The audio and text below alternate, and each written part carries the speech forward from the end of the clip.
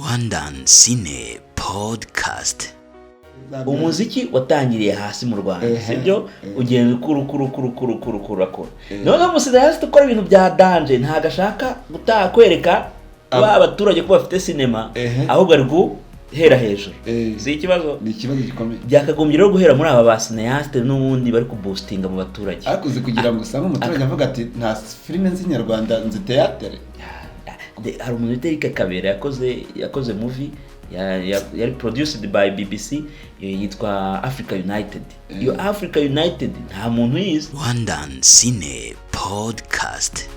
Arakano cyo bundi bavuze ndagakunda ni gute tugira ibintu byo kwita izina nkabona agita wisi Kevin Hart no umusineyaste aje mu Rwanda kwita izina ingagi aho kugira ngo abari kumwe na papa Sava cyangwa nabamenya ari kumwe na Karimpinya utwara hamwe na Mamiriero Clerc ndetse na Max Juste.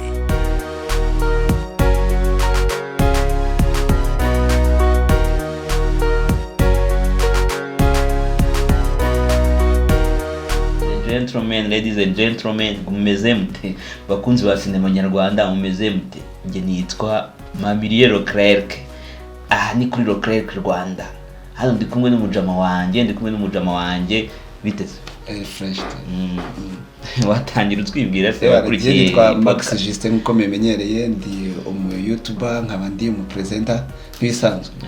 Ni Max Juste hamwe na Mamiriero Clerc. Iyi ni podcast nshyashya cyane, podcast nshyashya yitwa Rwandan Cine Podcast. Ni podcast dutangiye izajya ivuga kuri sinema. Ese Max mubaze gatoya, ese iyo urebye nka sinema nyarwanda ubona ikeneye nk'iki, ubona cyangwa yari ikeneye nk'iki cyangwa yari ikeneye nk'iki mu gihe cyashize, mu gihe kiri hafi ahangaha, wenda no mu gihe kizaza? Mu gihe cyashize rero ngiye kuvuga wapi kabisa, ariko muri iyi minsi ukuntu bimeze, muri iyi minsi itangiye gutera imbere ho urabona ko n'abakinnyi bacu basigaye ubona bafitemo ukuntu nabo bamenye ubwenge.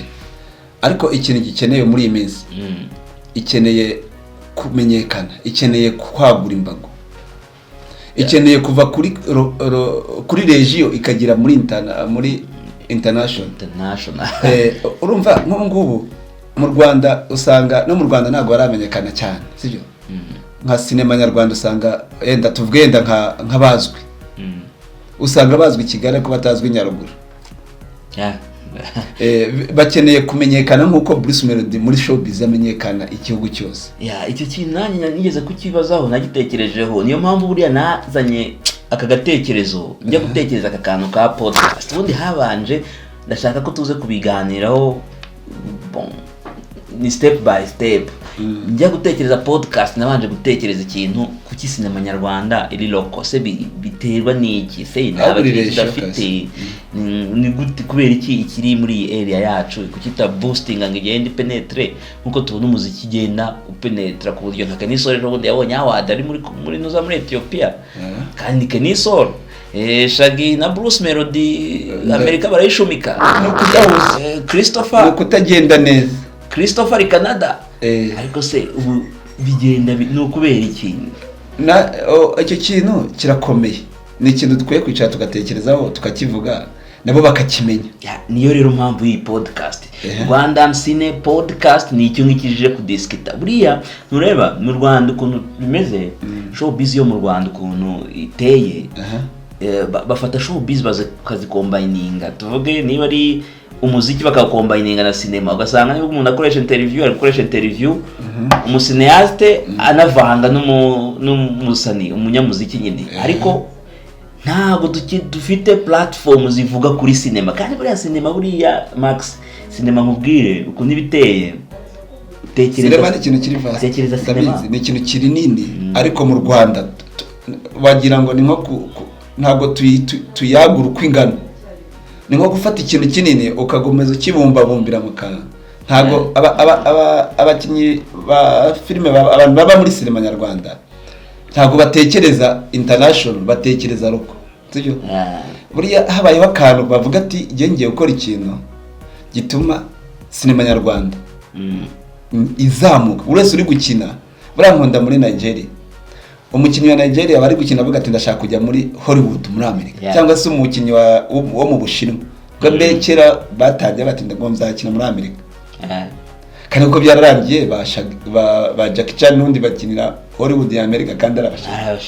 Niyo mpamvu mu Rwanda twebwe dushaka gukora utuntu ngo tuba abasitari lokali, ntabwo tushaka ikintu cyagutse. Ariko mbona icyo kibazo naguciye mu ijambo, icyo kibazo hari n'ukuntu kisa nka cyatewe na YouTube cyane. YouTube ariko ntabwo ari bibi, ntabwo navuga ko ari bibi, ahubwo ni igihe nanone cyo gutekereza, sibyo? Urabona niba YouTube yaraje itangiye guha agafaranga abasineyaste bo mu Rwanda, urumva ni byiza cyane. Abantu bose babandi bari bafite impano, bari bafite biyumvagamo sinema, batangiye gutekereza ukuntu noneho batangira gukora, kubera ko mbere uribuka ko bacuruzaga CD, bazunguzaga CD, batwaraga ku masaka bakagenda, ndabyibuka banzovu ba nyina wa Mbogo bagenda bazunguza CD mu muhanda, noneho YouTube ije izana akantu noneho iri guhemba neza abantu bose, babandi bumvagamo sinema batangiye noneho kuvuga bati tutangire dukore noneho. Ariko nyine nabo bari gukora bareba YouTube, ntabwo bari bakora bareba. Uriya nari hafi kugera, bose batangiye kuvuga ati bon dukore noneho, ni dukora YouTube duhembe, batangiye noneho gukora sinema za YouTube. Ariko mu by'ukuri iki nicyo gihe kigeze, kuko u Rwanda ruri kuzamuka cyane, vuba vuba. Iki ni igihe cy'uko tutekereza noneho tukarenga ya YouTube, tukavuga ati okay, YouTube uzayikorera, ariko na YouTube igera kure, kuko YouTube ni platform y'isi yose, ni ya Google.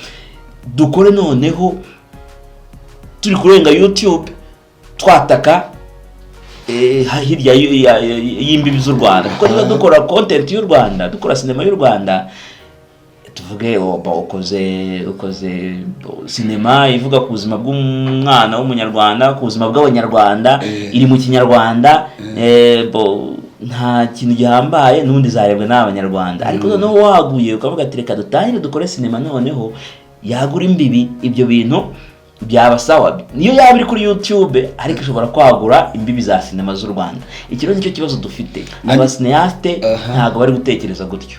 Yaba bo mu Rwanda dufite abantu b'abasineyaste bamaze kugafata bamenyereye. Reka mvuge nka Bamenya, kamvuge nka Papa Sava, reka mvuge nka bariya ba Kibunge, bariya ni abantu bamaze kumenyera cyane, n'abandi benshi ntavuze. Ni abantu bamaze kumenyekana muri sinema nyarwanda, bakaba yari bo bicara ku meza bakavuga ati ko YouTube zacu zituhemba, ko ibyo twashaka twabigezeho, twashatse ikindi dukora noneho sinema nyarwanda tukageza ku mpuzamahanga. Bakava Nyamirambo, bakava mu biryo, bakakora ku buryo bizamuka, urumva, bikagera ku buryo noneho Nigeria bavuga ati nkuko kera urabyibuka umuziki nyarwanda twumvaga Umugande, Umurundi n'Umutanzania, twimvira baragadi, twumva ba Kidumu, twumva ba Chameleone, urumva. Mu Rwanda nta muhanzi wari uhari. Nyuma haza Tom Close, bagenda baza gake n'abandi, sibyo? None umuziki nyarwanda nuri kumvwa, none bagize nuko umuziki nyarwanda ugira muri Amerika, aho muri imbibi ukagenda. Nuko iki sinema nyarwanda tuyifite kandi kora inahemba, bakaba badatekereza icyo kintu. Ibyo rero ni ibintu akenshi biri gupfira muri twebwe, ari nacyo kintu iyi podcast nshaka ko tuganira buri gihe. Tujya kuri set y'abakinnyi, tugende tuvuge ati tugiye kuganira wenda na Clapton, nkuko bavuze Clapton, tuvuge ati se Clapton urabona biri gupfira hese, dukora iki?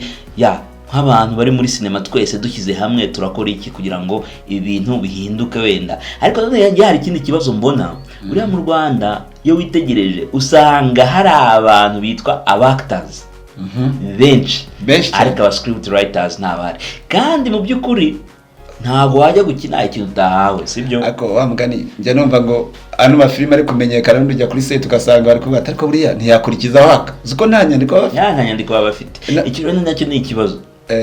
Bishatse kuba ko karakana nako wamugani, karakana nako ni defu.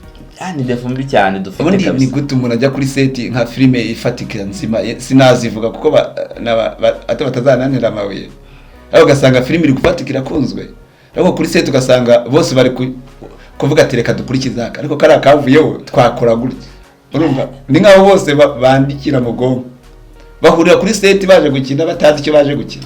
ni ikibazo. Ibyo rero aba script writers kandi ndabizi neza hano hanze hari abana benshi batoya bafite impano zo kwandika.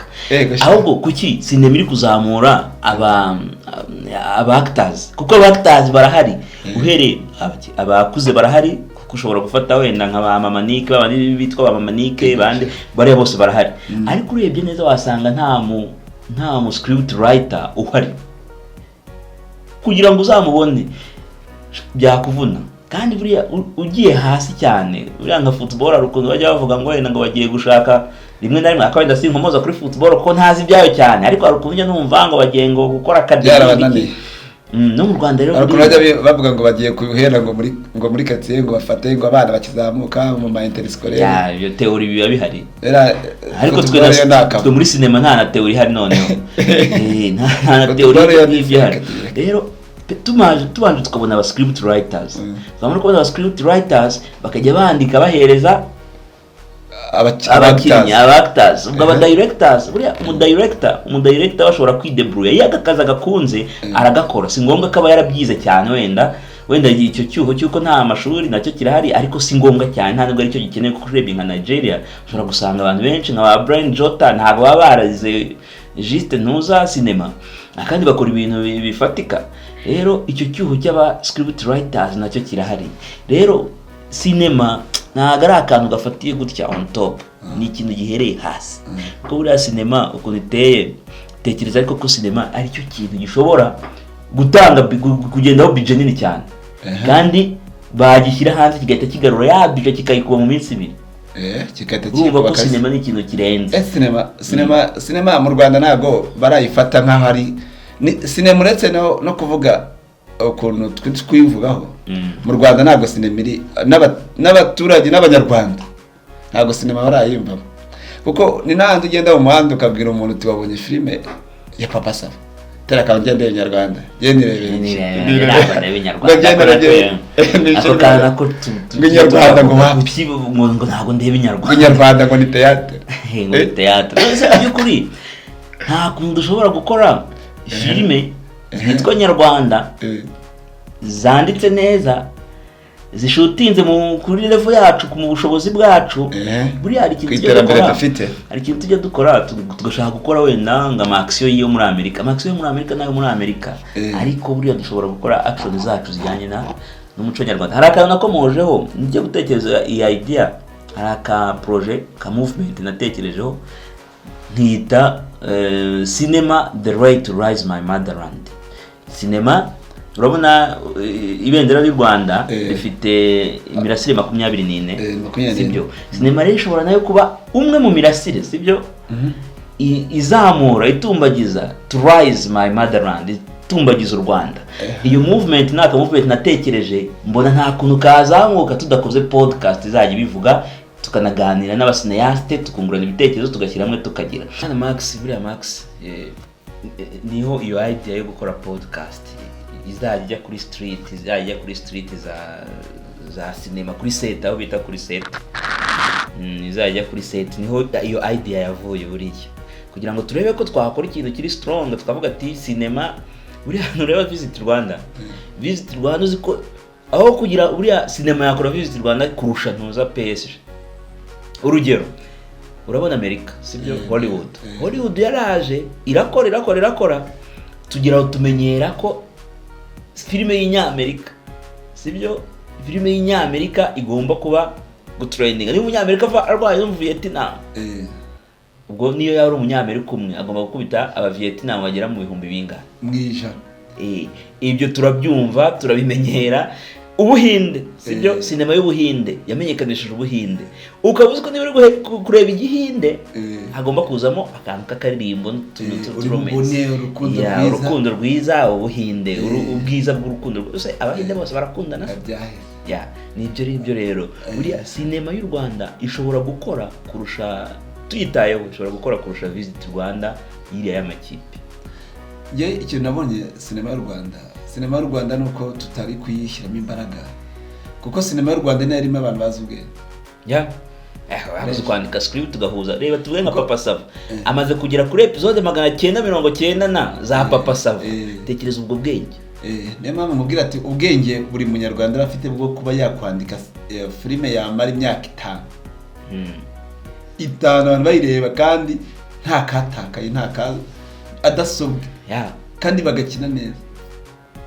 Ugasanga umugabo atunze abantu 40, sinema itunze abantu 40, ariko ugasanga iyo sinema itunze abantu 40 ari filime imwe yitwa Papa Sava y'urugero, ugasanga ntabwo izwi Burundi, ugasanga ntizwi Tanzania, ugasanga ni region nyine ni mu Rwanda. Bishatse ko it's time ni igihe kugira ngo ibyo bintu tubyiteho, tujye twakora sinema, tukora sinema.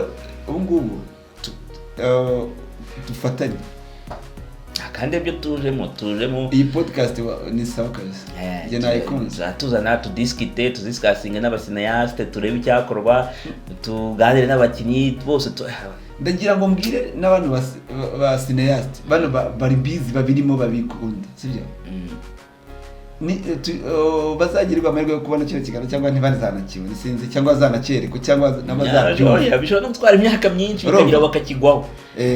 Ariko bamenye ko hakenewe ko sinema nyarwanda iva ku rwego rwo mu Rwanda ikagera ku rwego tuvuge nka sinema ya Nyakoreya. Buriya sinema muri Koreya buriya ifite ukuntu ijya guhura n'inyarwanda, kuko bose bafite santimu ukuntu bafite fiction zabo, amatiku, ibyahishwe, ibiki, bagira ubuntu by'amatiku, by'uburozi, guhemukirana by'abagore. Buriya ni kimwe na sinema nyarwanda. Ni ukubera iki sinema muri Koreya tuba tuza abantu Jumongo usanga jewe njye ku muhanda naruhutse akazi nakaritse nkabwira Samucu ubaninga bati Sam nireze tunyakora nka tubitwa dufite episode 8 kugira ngo relaxingiraho kuki nabubwira ngo Papa Sava ni ikibazo man, ni ikibazo nyine. Kandi birashoboka cyane, birashoboka ko tushobora gufata sinema nyarwanda tukayizamura tukayirezinga ikava hano bikibagirana byandi bya kera byo kuvuga. Hari ikintu njya mbona mu Rwanda, ariko icyo no kera mu Rwanda asangaga dufite duhinga ikawa, gasanga mu Rwanda tutari nta muntu mw'ikawa. No kubera ikawa yo mu Rwanda ukoze kuvuga ko ntaguciye mu ijambo, uvuza ko kano unyutsa nyine reba nureba hari umugabo wita Joel Karekezi yakoze movie, umusineaste uzwi ko yarafashe award kabisa. Yakoze movie aragenda arikora, yitwa The Mercy of the Jungle, sibyo? Yabonye na award. Uriya inanditse neza, byose ni byose no okay. Ariko shida rero ni umuntu wa wundi uri down mu Rwanda, wa wundi uri hasi, ntaga The Mercy of the Jungle. Bishaka uri hasi vuga natwe tweze tugenda ku muhanda. Bishatse kuba ko ari ukuntu bakora sinema, sibyo? Batayihi buriya nk'umuziki, sibyo? Umuziki wazamutse neza cyane kuko wabanje gukundwa na level yo hasi, turiko twabakingira bose turatwumva, batundi ngo banza ari intinyi, amayobera ya Meddy. Revolution y'umuziki yahereye hasi ku Banyarwanda. Twatangiye bishaka turimo twandikaga twabanuze uriya umunyacyangwa guririmba zo kwibuka nuze Munyashoza turimo twandika mu makora twatwo wanduti ba Miss Jojo ba ibintu nk'ibyo. Rero sasa umuziki watangiriye hasi mu Rwanda, sibyo? Ugenda kuru none umusineaste ukora ibintu bya danger ntagashaka gutakwereka abaturage ko bafite sinema, ahubwo ari hera hejuru. Si ikibazo, ni ikibazo gikomeye. Byakagombye rero guhera muri aba basineaste n'ubundi bari kuboostinga mu baturage. Akuze kugira ngo usanga umuturage avuga ati nta filime z'inyarwanda nzi theater. Hari umuntu witwa Kabera yakoze movie yari produced by BBC yitwa Africa United. Iyo Africa United nta muntu yize kandi nayo yabonye amaward. Uzabaze n'abantu bakina amafilime nyarwanda nusanga abayiza uzasanga ari bake. Rero birakwiye ko abantu dufite hano hasi bari gukora abanyarwanda bari kwiyumvamo batangiye bakagombye guhindura, none bagatangira guteramo abanyarwanda ya sinema y'ukuri, noneho izanazamuka ikarenga imbibi z'u Rwanda. Iyi podcast izabikora icyo nzi. Reka tubihagurukire babyumve, abantu babanze bamenye Rockeric Rwanda channel, babanze bayikunde, bakurikire iyi podcast, sibyo?